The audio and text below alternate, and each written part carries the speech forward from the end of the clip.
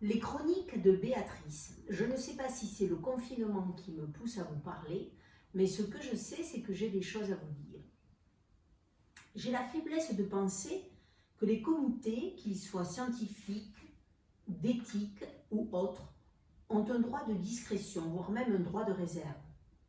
Ils sont censés, si j'ai bien compris, conseiller, donner leur avis au gouvernement en tant qu'experts.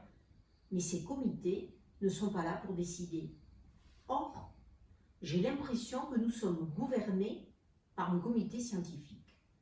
Comment voulez-vous que les citoyens s'y retrouvent si les membres de ces comités s'étalent dans la presse, ils vont de leurs commentaires et de leurs recommandations, quitte à brouiller les pistes et à semer le doute dans les esprits? Pour une seule raison en plus, exister.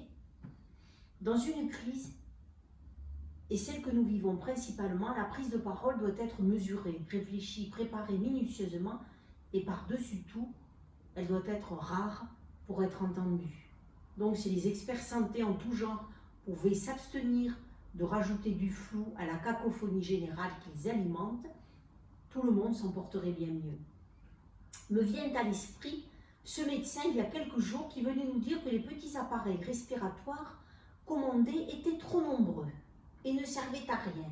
J'attends le prochain médecin qui va démentir pour dire qu'au contraire, il n'y en avait pas assez.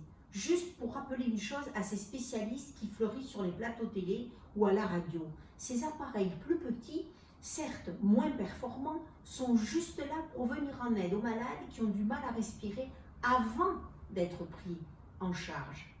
Donc ces appareils ont été commandés pour le confort respiratoire des patients en attente d'une prise en charge, et c'est une très bonne chose. Si on pouvait juste dire que c'est bien quand ça l'est, ce serait déjà une grande avancée.